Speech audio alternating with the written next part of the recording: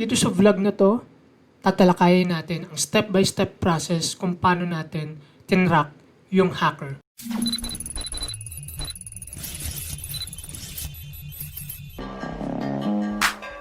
So ngayon, kung sisecure na namin yung mga businesses, sino yung mga nag-secure sa mga tao, sa mga individuals? That's why kinrate naman namin yung Hakuna, which is, ito naman yung parang, ang pinaka-goal nito is to secure the people online. And that's it. If you want to join me in my revolution to fight those bad hackers, install now Hakuna.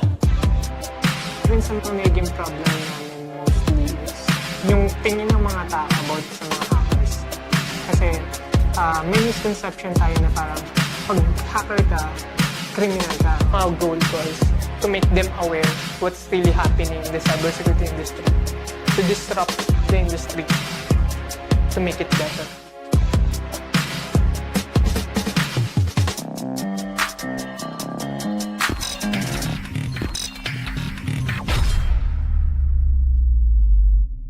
Thanks God.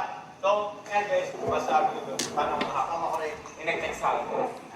Alam na number. Tapos yung So may nag-text sa kanya. Take note natin yun. nakasulat, sorry, wrong number. Hindi, kaya may nag-text talaga sa akin tol. Wrong number. Wrong number. Hindi, may nag-text. May nag-text sa akin tol. Binuksan ko. Link siya. Hindi ko binuksan yung link, pero pag So hindi niya binuksan yung link. Yung na-receive niya is may link, pero hindi niya binuksan yung link. binuksan ko pala yun, nakita ko sa ano, Google. Pagka once na binuksan mo yung message na yun tol, Google ko, Google lang. Ang pala. Posible ba yon na pag venue mo yung SMS na yun, hack ka na? Posible yun, guys. Posible yun if ever na ang gamit mong SMS app is HTML5 based. Pero madalas, ang ginagamit natin na default sa Android is based sa Java or sa Kotlin for Android. So, hindi HTML5. If ever na malware talaga siya and sabihin natin HTML5 based yung messaging app, then probably dapat meron siyang pop-up na parang ganito. Dito sa nangyari, meron pa tayong pwedeng makuha dito sa sinasabi niya. Which is later on, sasabihin ko rin. Guys, kung di na tayo magbubukas ng kung ano-ano ka. Ito kasi, ewan ko, ba't nagbubukas naman kung ano-ano? Bakit ko nag-message yung kapit ko? Oo. Looks nila yung problem para sa anak natin. Ilan na? Dalawa. Paro pangalan? Hindi. Babaero! Dalawa naman. Keepers ko na. Pangalan? Dalawa yun eh. Matanda si Keepers. So, kailangan niya ng anti-DDoS yun. Ay, anti-DDoS talaga. Paano ito sabi ni Royce? Gusto ko yung sabi si Royce. Sinabi niya, hindi sa PC ka. Hindi ka busy. Ha? Na-receive ko yun sa ano? Sa Apple phone mo. Sa Android phone, technically, possible nga yung ganitong klaseng attack when it comes sa Android. Pero, again guys, wala siyang kiniklik na link.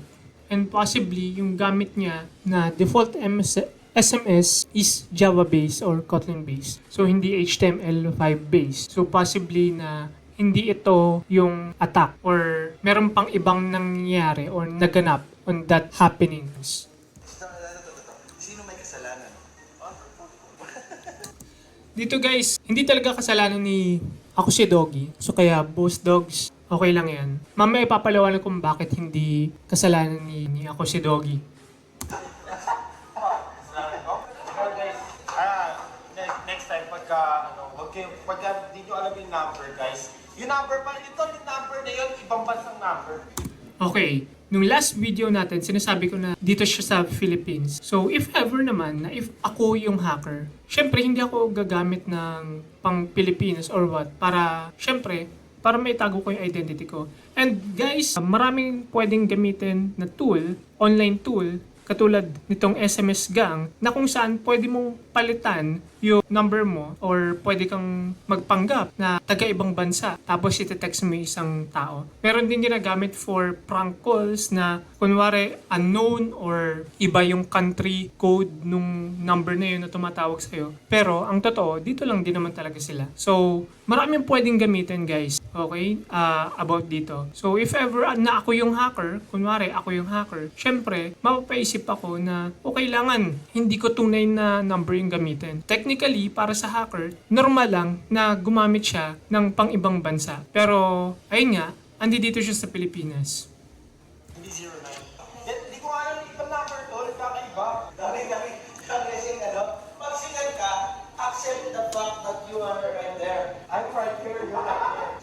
Tara, pag hindi nyo alam yung number, huwag nyo buksan. Pag naka-Android phone kayo, okay. So nakakatakot yun. Baka ma-hack kayo. Actually, pwede mong buksan basta gamit mo yung default na SMS messaging app ng Android. Mawalan pa kayo na mas malaki, di ba? Buti nga hindi na-hack yung bako ko eh. Kasi pag na-hack yung bako ko, yun masakit eh, no? So buti YouTube. Sana hindi na lang ako na-hack, pero yeah guys, ingat kayo sa session nyo sa live. Dito sa sinasabi ni Doggy na kung paano siya na-hack is meron tayong pwedeng isa pang tinatawag na possibility which is yung smishing. Ano yung smishing? Technically, in layman's term, phishing siya sa phone. Okay? Kaya siya tinawag na smishing. SMS phishing. Okay? So, ngayon dito, meron tayong tatlong possibility if ever na smishing siya. Una is ina-attempt ng hacker na mag-gain ng credentials. Technically, itong si Doggy, dapat merong mga nilagin na username at saka password. And dito sa nakita natin, wala. So technically, cross out yon. So number 2 na possibility, yung sinasabi niya na bigla na lang may malware na mada-download. Okay? So dito guys, tanggapin natin ang katotohanan, walang mada-download na malware if ever na wala kang in-install na app. So dito, wala naman siyang binanggit na nag-install siya ng app. Okay? So dito, kontrolado mo pa rin yun. Okay? Wala pang code na mag-install automatically ng app sa Android phone mo. No? Ikaw pa rin ang mag-install. Ayun yung isa sa mga security or built-in security ng Android. So pag hindi mo in-install yun, hindi yun may install. Ayun siya. Once na-install yung app, dun pa lang magkakaroon ng malware or what. Okay, so hindi agad-agad magkakaroon ng malware. Ano yung pwedeng ginawa ng hacker doon sa ano niya? Ang pwede lang magawa ng hacker once sa kinlik yun ni Doggy is matrack yung location ni Doggy. Okay, so essential tong location para sa mga sa strategy na ihahayag natin later on. If ever na nakabukas yung location ni Doggy that time, tapos kinlik niya yung link na yun, boom! Makukuha na ng mga hacker yung exact location ni Doggy. Then yung number 3 natin sa smishing is yung pag-attempt ng mga hacker na gamitin yung greediness ng isang tao para makagain sila ng pera dun kay Doggy. Pero I think hindi naman yun nangyari. So technically, ang pinakamalapit is yung may malware. Pero again, hindi nga possible. Kung wala naman siyang in-install na app, then hindi pa impossible na merong malware na na-enter. And sabi ko nga sa inyo kanina, if ever na yan yung malware sa Android sa SMS na kung saan i-view mo lang yung SMS tapos may malware na may install, possible lang yun if ever na HTML5 based yung SMS niya. And dito, madalas, for sure, malalaking SMS app yung gamit niya or default na SMS app. So technically, hindi yon. Bagay. Kasi mga tao sinasabi to, nasabi sa mga tao doon, dapat monthly ka nagpapalit ng password. Ginagawa ko yung guys. This is a good thing para kay Doggy, no, na nagpapalit siya lagi ng password. Kasi sabi nga nila, ang password, ituring mong brief. Okay? Kung kailangan lagi mong pinapalitan. Iba sa mga issue sa mga tao. Ano daw, pinahita ko daw yung YouTube. What the fuck?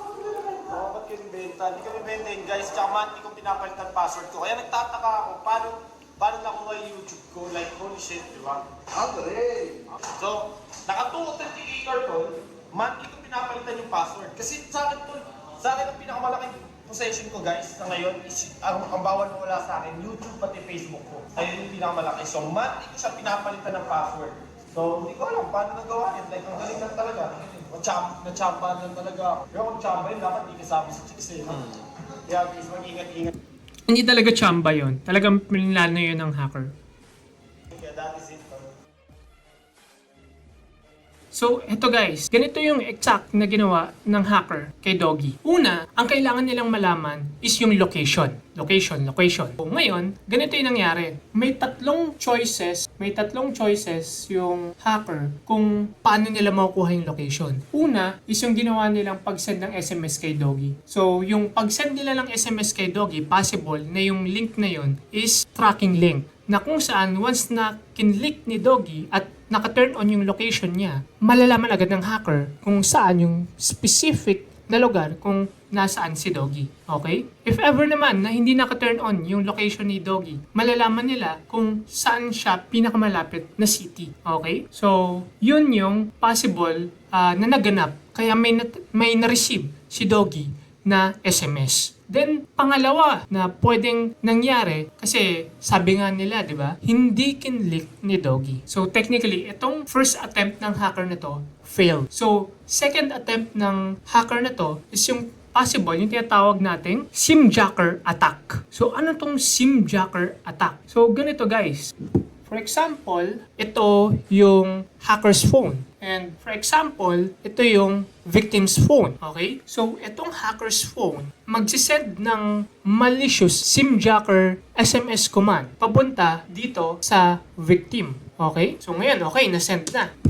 Etong victim's phone, meron yan, di ba? SIM card. SIM card. Okay? So ngayon, yung SIM card dito sa victim's phone is siya yung mag-execute ng command na binigay ng hacker. Okay? So ngayon, for example, madalas ang kinukuha ng mga hacker dito sa ganitong SIM-jacker attack is yung location mo. Exact location mo. Okay? So dito, okay na. In-execute ng SIM card. So alam niya na kung nasaan yung... So halimbawa, sabi rito, okay, asan akong location? So ayun na, inalam na nung SIM card. Tapos ngayon, itong si SIM card, ibabato niya ulit dito sa victim's phone. Oh, ito na yung ito na yung content, ito na yung location. Tapos, isend mo sa hacker, kamo, sabi nung SIM card. So, okay, ito namang si victim's phone, okay, sinend niya dito pabalik sa hacker's phone.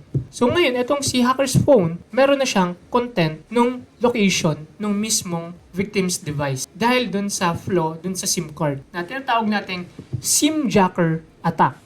And mostly, as of now, marami pa rin mga phones dito sa Pilipinas ang vulnerable sa ganun. And madalas, ginagamit pa rin siya talamak ng mga hacker as of now. So, ayun yung pangalawa na possible na ginawa ng hacker. And dito guys, wala ni kahit anong notification ang marireceive ng mismong victim. Bakit? Dahil discrete na command and SMS yung sinend dito sa phone na yon. Okay? Hindi siya nakikita. SIM card lang ang makakita sa kanya. Pangatlo na possible na attempt nung hacker, no? Kung first attempt is failed, second attempt is failed, then yung third attempt niya is magtanong-tanong. Social engineering, di ba? Pero I doubt dumating pa sila sa ganung attempt kasi sa second attempt pa lang pwede nilang mahanap kung nasaan si Doggy. Okay? So ngayon, after malaman ng mga hacker yung location ni Doggy, then number 2, ang next nilang gagawin is yung tinatawag nating cell network exploitation. Doon pa rin tayo babagsak, guys. Technically, nung nilabas ni Doggy yung video niya, sabi ko, okay, so talagang tama tayo. Cell network exploitation nga yung ginamit. Eto guys, sa pangalawa, syempre, alam na nila kung nasa yung location ni Doggy. So, pupunta sila sa pinakamalapit na cell site malapit kay Doggy. Then, that time, i-intercept na nila lahat ng mga traffic within that cell phone towers and mag-send sila ng reset password and hindi ma-receive ni Doggy yung reset password kasi na-intercept nila and nakuha nila yung PIN code or nakuha nila yung authentication. Then probably, ayun na yun. Yun na yung pinaka nangyari, no? Knowing the location, then cell network exploitation. So sa pagtatrack guys ng hacker, number 1 yan. Kailangan unang-una, kailangan malaman natin kung paano nag-iisip yung hacker. Okay? Kaya natin inaalam kung paano niya hinak si Doggy. Kasi halimbawa ganito, nakita natin na bobong method yung ginamit ng hacker. So, technically, pwede rin natin siyang gamitin ng mga madadaling hacking scheme para matrack natin siya. Get? Pero kung katulad dito, na medyo talagang pinag-isipan at talagang planado yung pag-hack, then probably, planado rin dapat kung paano natin siya itatrack. Okay? So, step 2, kung paano natin siya itatrack, yung hacker, is ganito. Kailangan i-remove natin lahat ng mga hindi totoong o mga chismis lang, yung mga hindi naman talaga nagmamatter na information. Kailangan nating i-remove lahat ng mga unnecessary information and dapat makapag-focus tayo sa kung ano lang yung nagmamatter and kung ano yung totoo. Okay? So dito guys, marami akong nakita no, na mga sabi-sabi o chismis-chismis na mga malalaking YouTube channel. Medyo, hindi naman ako, medyo naiinis lang ako no, sa kasi parang basta-basta na lang no, nag-upload ng mga content na hindi naman talaga totoo o walang basihan o hindi talaga fact, okay? So isa sa mga nakita kong unnecessary facts na dapat tanggalin nyo sa plano ninyo or sa blueprint ninyo is yung sinasabi nila na Project Zorgo daw yung nag-hack, okay? Ito guys mag-research lang kayo ng matino, malalaman nyo na itong Project Zorgo is mga YouTube hackers kuno for entertainment. Okay? For entertainment lang. So kung papanoorin nyo yung videos nila sa YouTube, may kita mo doon na talagang reenactment lang yung ginagawa nila. Kasi meron ba namang bang hacker na against sa government and against sa YouTube na gagamit ng YouTube, then ipapakita yung mukha nila and ipapakita nila na nag-hack sila ng illegal, 'di ba? And at the same time, may kita mo rito na malaki yung kinikita nila sa YouTube. Although ang goal nila is i-delete yung YouTube. Doesn't make sense, 'di ba? And isa pa is they are giving out personal information of themselves, which is very very ekis as a hacker. Another unnecessary information na nakita natin is yung sinasabi nila na VChain daw yung nag-hack or si Sonny Lu daw na taga VChain yung nag-hack, no? Again, remove that unnecessary information. Bakit? Kung papanoorin nyo yung live doon sa YouTube channel ni Chixmiss, may kita nyo doon, andun si Sonny Lu, di ba? Pero kung ako yung hacker, and halimbawa si Sonny Lu yung hacker, ba't ko naman ilalagay yung mukha ko doon, no? Diba? And at the same time, public figure siya. So, makakasira yun sa business or sa sa organization niya. So, technically, hindi. So, technically, hindi si Sonny Leon. And kung makita ninyo, yung video is naglulup lang. Paulit-ulit lang siya kung i-observe nyo yung mga wordings niya for the several minutes. And at the same time, tampered na yung video. Kumbaga parang nilagay lang siya ng hacker yung video na yun doon. Okay? And paulit-ulit na nga lang. Ikaw ba naman, di ba? 12 hours, mahigit na nagla-live. Walang kain, walang tulog, walang inom. Sino bang gumagawa nun? So, technically, nilagay lang talaga yung video na yun. Which is possible naman, di ba? Talagang nilagay lang yung video doon. And bluff lang yung video na nandoon. Pati yung Gemini na nakalagay doon. So, para isipin ninyo na Project Zorgo and kung ano-ano pa na mga hacker ko, no? Pero technically, andito lang din sila sa Pilipinas. Just a bluff. So, alam na natin kung paano mag-isip yung hacker. And number 2, alam na natin kung ano yung mga dapat nating alisin na mga information na hindi naman natin need para mas makapag-focus tayo. So, number 3 is dapat ilatag natin lahat ng mga information natin and paliitin natin lahat ng mga possible suspect. So, halimbawa, meron tayong 90 million plus na tao dito sa Pilipinas. So, sino dun yung hacker? Ayun yung gagawin natin sa number 3. Dito, una ang gagawin natin is based dun sa mga naging biktima ng mga hacker na to is kung alamin mo yung address ng mga naging biktima nila, halos lahat yon is nasa Metro Manila.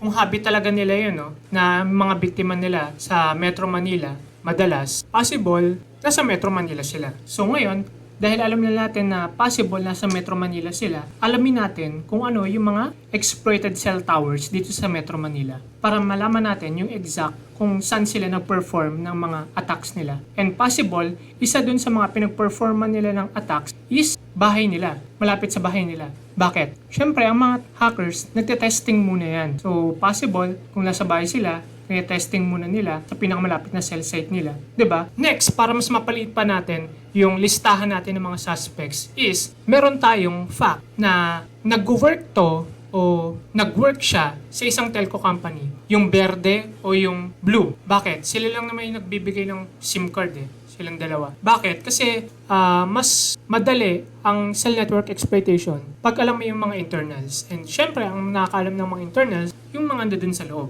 Mga nag-work na doon or mga nag-work doon. Possible lang to guys. Then ngayon, heto na, paliitin na natin. So, alamin natin lahat ng mga locations ng mga cell towers. Then, alamin natin yung mga home address ng lahat ng mga employees na to, na capable employees dito sa halimbawa sabihin natin Verde, Kasi yun yung may kinalaman sa ML. So, verde, so lahat ng mga capable employees na may kinalaman sa cellphone towers. And ngayon, para mas mapalit pa natin tong listahan ng mga taong to, ilalapag natin itong exploited cellphone towers na to na address. Imamatch natin lahat ng mga address ng mga exploited towers doon sa mga home address ng mga tao, ng mga employees doon. Okay? So ngayon, alam na natin, mas napalit na natin yung mga tao na possible na gumawa nun. Okay? So, it's either employees or nag-work doon or what. So, at least, napaliit natin. Okay? So, mas onti na lang yung i-investigahan natin. So, alam na natin kung paano mag-isip. Alam na natin kung ano yung dapat nating alisin ng mga information para mas makapag-focus tayo. Nailatag na natin lahat ng mga findings natin and napaliit na natin kung sino yung mga suspect. Number 4 is yung tinatawag nating secret. Yes, secret. Sa mga ganitong situation, i-assume natin na lahat is suspect. So kung lahat suspect, wala kang pagkakatiwalaan mostly. Kaya possible, halos lahat sila at first suspect. Kailangan meron kang tinatawag na trump card or secret card na kung saan hindi mo ito ipapaalam sa kanila. So ano itong secret card na to? Ito yung tinatawag natin game changer na kung saan pag wala nito, para ka lang naghihintay na mahack ng hacker. Or so anong klaseng secret ba yung sinasabi ko, no?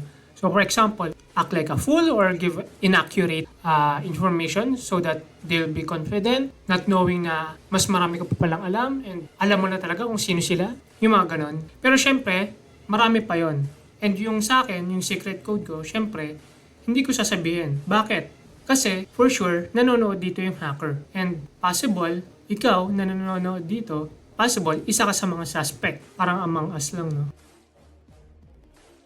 Para sa hacker na nang hack kay ako si Doggy, hindi ako natutuwa dun sa ginawa mo kasi unang-una, nababahiran ng kasamaan na naman yung tingin nila sa mga hackers katulad ko. And hindi makatarungan yung ginawa mo. Marami ka na peperwisyo. And I have this mission in life to create a much safer cyber world. And you're destroying it. You're destroying what I'm building as of now. What we are building as of now. So, you must know the consequences. Maybe not today, or tomorrow, or next week, but I'll hunt you down. I'll hunt you down. Let the war begin. Char. Tamad ako, guys. Hindi ako... wala naman akong makukuha kung ma-hunt down ko sila. Kung i-hack nila ako, okay, sige, hack nyo ako. Okay lang naman, wala naman kayong makukuha. Dati ganun ako. Mga justice will prevail na motto. Parang si Batman. Nag-aral ako ng martial arts, nag-aral ako ng hacking, nag-aral ako ng strategizing. Parang Batman talaga, no? Nung high school ako. And something happened. Ayun, naging ganito ako. Dapat nga sundalo ako. As of now. Nakapasa na ako. Pero something happened. Which is, ayan, hacker, ang dami mo nang nalalaman sa akin. So ayun guys. Pero totoo yun na hindi ako natutuwa dun sa ginawa nila syempre. Pero yung pag-track down, eto na oh. Ano tawag nito? Tumulong na ako. As much as anong makakaya ko. Kasi guys, tamad ako. Tamad talaga. So ayun. Tumatalo na siguro yung mga hacker dyan. Yung mga hacker ni Ako si Doggy. Oh, akala ko. Totoo. Yes, yeah. Oh, okay, sige. Sige lang. Makasaya kayo. Okay guys, sige, yun na. Subscribe na kayo, like na kayo, and share. So, shoutout nga pala, na. Nakalimutan ko mag-shoutout. So, para sa mga shoutout kay Jason sa Julga, kala Angela Aldave Aguilar, Christine Villapando, Jotaro Kuho, Christian Alvaro, Carl Vincent Dictan, and recommended programming language daw for ethical hacking. Meron akong video for that sa before hacking at saka doon sa mga others. Shoutout kay Herald Agoma, kay Faith Mary Galon. And guys, so see you in our next video.